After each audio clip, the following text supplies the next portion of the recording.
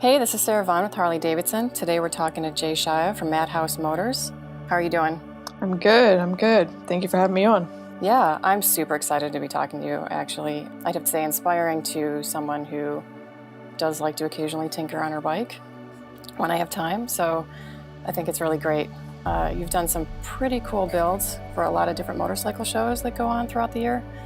I know you did a crazy one that's hand pull start. Oh yeah, that was a ridiculous, ridiculous project. Something I should have never done. But I appreciate you checking out my work. Yeah, they sound incredible. I mean, I know a little bit about how you got into it, but can you tell everybody how you got into motorcycle maintenance and bike builds? And also, two-parter, when did you learn to ride, and did it kind of coincide with around the time you started learning to work on stuff? When I learned how to ride and when I learned how to wrench on them was at two different time periods. I started riding as a kid, kind of like a bunch of other kids do, on little dirt bikes around the yard and, up at land, just riding around on little like ATVs and dirt bikes. But when I was a young teenager, my father got into a kind of pretty crazy hoarding habit and, started collecting a bunch of motorcycles. And it was when my interest in bikes was beginning to start, aside from just kind of fooling around on little bikes. I started tinkering on them kind of for no reason, not with any kind of goal in mind. And he one day basically told me that if I could fix a bike in the yard, I could have it. And the bike I chose hardly needed anything. It was like a battery, like carb clean. And so I started riding around as a young teenager. And I've kind of said this story a couple times, but I always feel sort of like a jerk admitting it. But I wanted to show off so bad. And so as a teenager, I'd ride around and I'd park the bike I was riding in public spaces and kind of like sit on it and wait for someone to like compliment me or something. And when people would come up to me, they'd see the bike, they'd say, "Oh, this is the old bike, it was CB550 I had, and it had this like really gorgeous paint job." And when people asked where I got it, I would tell them, "Oh, I work on them." And I didn't know what I was doing at all. And I'd give people the address to my dad's backyard. And people started showing up, and I had no idea what I was doing, and I had to basically improv my way through fixing other people's motorcycles. And that then grew into me doing tire and oil changes in his yard for most of my teenage years. And then I was lucky that there was a mechanic next door who was working on race bikes for the USCRA, and he would watch me, and he would correct me all the time and yell over the fence that I was doing something wrong. And he wound up teaching me. That's Sir Anthony. He now owns Nova Motorcycles. Yeah, and it seems like your dad was really on board with and okay with having all those people over in the yard. Yeah, so my dad's quite a character, and I think he got a kick out of it. He likes to, take things apart and tinker himself. He got as much entertainment out of it as I did, and I think he liked that I was making a buck doing tire changes instead of, working at a coffee shop or something like that. Yeah. How far back in your family does riding motorcycles go? Over probably around 100 years now. I have a photo of my grandmother, or let's say like 80 years. I have a photo of my grandmother riding a bike in Syria, which must have been in the 1940s. Wow. That kind of seems like a big thing for that era. Yeah, she was a wild one, especially for the time and especially for the part of the world that we're from. That definitely all of that's a big influence on you. So anyone running their own business knows it's daunting. You must have a great support system. I absolutely do. My business was kind of built as a collaborative effort between a lot of people that saw where we started. So a lot of the customers who originally were coming to get their bikes fixed in my dad's yard, which the shop is named after. So my father's house and his yard is called the Madhouse locally, not only because of the motorcycles, but because it's kind of this really junky, messed up house that always has things falling down and people there, and there's like, you know, a dozen people that live there at a time. And so my customers who at the time were coming to the Madhouse, which is now, you know, 10 years ago, those are the ones that wound up being sort of the foundation of growing this business to where it is now. Some I've hired as, you know, people who basically work full-time at the shop, and others do stuff on the back end. So the shop was definitely a collaborative effort between a lot of people. I know you have, it seems from the projects you work on and the way you work on them, you have a real love for the creative, artistic side of building. Can you talk a little bit more about that? I actually never wanted to be a professional mechanic or have this be a full-time thing.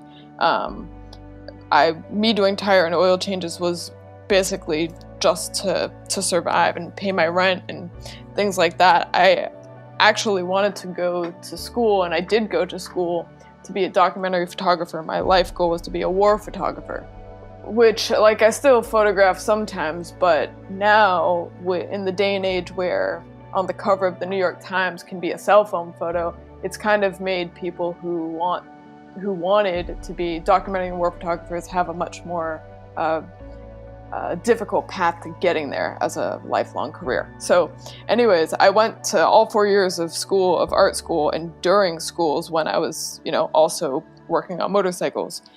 But there I learned how to view and critique with an artistic eye as a young adult, which then when I'd go home, I would slowly start to apply that to what I was working on, and caring more about the lines and the colors and the textures and the shapes and the silhouettes of the machines that I was leaving art class. You know, when I was leaving art class to go look at these machines, I was viewing them a little bit differently.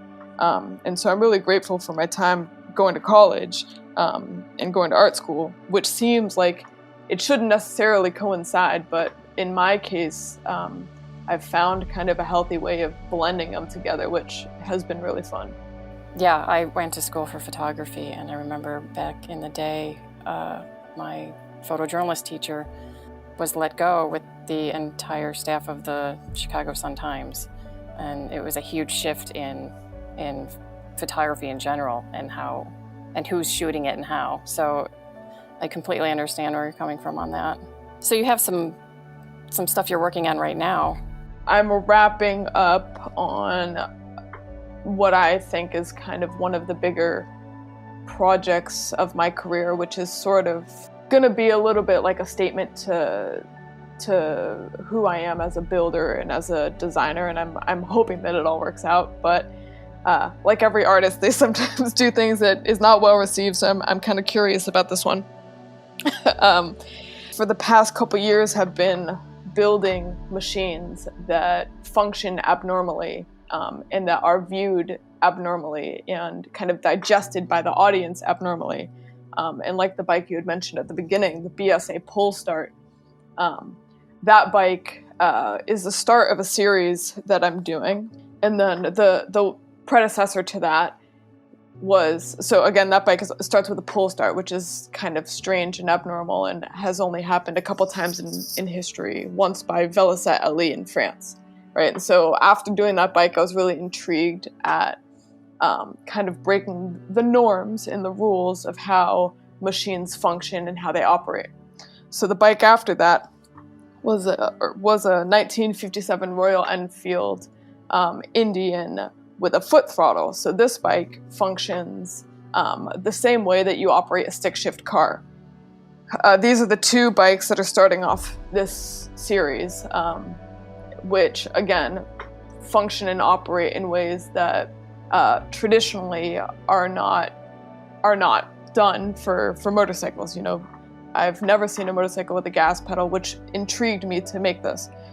The next two that I'm doing, I guess I kind of spilled beans on that, but I'm building these two Harley Ermaki 350s, which are going to be kind of the end cap of this project. And I'm not going to go too much into it, but my goal is, once they're all done, to display them all together and have them be an interactive piece, where it's not necessarily just about the individual motorcycle, but it's about how each machine interacts with each other and how the viewers get to experience the project in whole instead of it just being a single machine.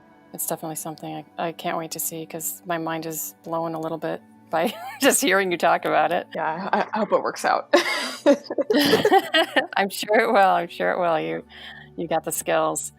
You utilize so many different interesting parts that you don't ever see on motorcycles, like egg slicers, all sorts of different things. Like, what is maybe the strangest thing to you that you've ever used on one? I've liked, with this style that I'm doing right now, kind of peppering in some funny parts, because sometimes I think I can come across sort of serious when I'm really kind of a huge nerd and kind of a goof. And so there's been some objects that I've used that are there to kind of lighten up the more serious and heavy-weighted feeling of the bikes I'm building, like the egg slicer on the Royal Enfield. That bike, for me, comes across like a freight train. It's really heavy, it's really serious, it's really dark. But the egg slicer sort of is like, all right, everyone chill out, like, you know what I mean? And I'll give a little foresight. Speaking of strange objects, these next bikes I'm building, they completely revolve around microscope parts. I think that's what really intrigues me about your stuff as a whole, is that it is a piece of artwork. I mean, I know bike builds in general are, and they come from a great creative place in all builders, but I do like the added element of your research and your fun with it and your process. It's very creative and artistic. So it seems, especially right now, that companies and brands and people in general are stepping up and joining the bigger conversation. Is that something that you have felt on a personal level? With everything going on in this current climate, I feel like it's been pretty amazing to see all the momentum that individuals as well as bigger companies are taking towards change. And yes, there's some companies that historically haven't been there, but the fact that they're now putting in so much effort is really admirable. And even if it seems like it might be, some people can criticize saying, oh, it's a little late. There's no such thing as a little late for change. And so with the Black Lives Matter movement, with the LGBTQ community, all of the help from anyone, if it's about putting stuff out on media, if it's about monetary donations, if it's about conversations with people in the motorcycle community, face-to-face, or with customers or with clients or whoever it may be, each little step is a step in what's hopefully the right direction. It's funny because motorcycles in my entire life I've viewed just as a machine to work on and to do the tire change, to do the oil change, and I was actually, for majority of my life, pretty unaware of the massive culture and community outside of it. And now that I'm older and I'm seeing how the motorcycle as a machine is actually just a bridge for individuals and groups to meet each other, to have camaraderie, it's amazing to see who those groups are and how they come together. And so the motorcycle itself, Harley riders, if it's a group of gay women or trans guys or farmers from Idaho who go and ride together and use the machine as that tool, it's just a unifying factor. It's not really about the motorcycle, it's about people wanting social connection.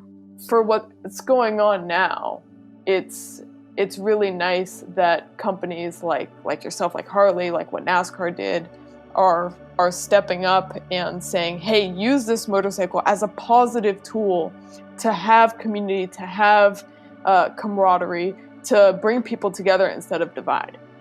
it's hard to give a suggestion to anyone where it really comes down to their moral compass, right? But that moral compass can be kind of swayed and persuaded and readjusted with education. It's really easy to turn an eye and ignore people that you don't want to have to put in the mental effort and mental strain to understand. A lot of people they want their clientele, they want to keep it simple and straight, they don't want to feel that awkward insecurity about how to interact or pronouns or whatever. But if you're going to be mentally lazy about really being progressive, then that's the shame. And so businesses and companies out there that are not putting in the effort to educate themselves, it's a form of laziness and it's a form of neglect, you know. So like for myself, who I am as an individual, right? I am a gay Arab American female business owner with a young black non-biological son in inner city Boston. But my point is that at the end of the day, it's a motorcycle shop. The labels and the stereotypes and all that shouldn't be always on the forefront of social interaction. You know, it's what, you know, what are you here for? Oh, a tire change. What do you want? Pirellis or Dunlops? You know, it shouldn't be, you know, hey, you know, where are you from? What's your job? Oh, okay. Are you going to be paying with card or cash? Because you're feeling insecure about who you're interacting with. A lot of people overcomplicate their lives by judging so hard. And so motorcycle shops are pretty far behind on being an inclusive space. And that can change by just everyone just chilling out a little bit. Their customers, their clients, just do the work and leave them alone, or be friendly and make them feel included. And seeing that unfold is really important. I mean, it seems like historically, motorcyclists as a group have been portrayed in a certain way as well. As part of the larger picture, what would you like to see as a takeaway for people, or more discussions around in the future regarding breaking down barriers and stereotypes as an intersectional issue? So, yes, motorcycles have been predominantly used in the U.S., okay, because it is different in other countries, but in the U.S., motorcycles have been predominantly used and utilized by white men, which is just history. And that's kind of for almost the full spectrum of motorcycles, not just Harley, not just Indian, not just, you know, Japanese bikes or British bikes in the, you know, 60s here. So it's the full spectrum of machines. Now, it's been pretty amazing to see how people are going out of the way, even though history is not necessarily on their side, going out of the way and riding bikes in a way of almost rebelling against the history. So you'll see a group of, you know, 50 people who represent the LGBTQ community riding Harleys. And it's almost uplifting, saying, you know what? Historically, this wasn't something that could happen, you know, mind you, or women riding.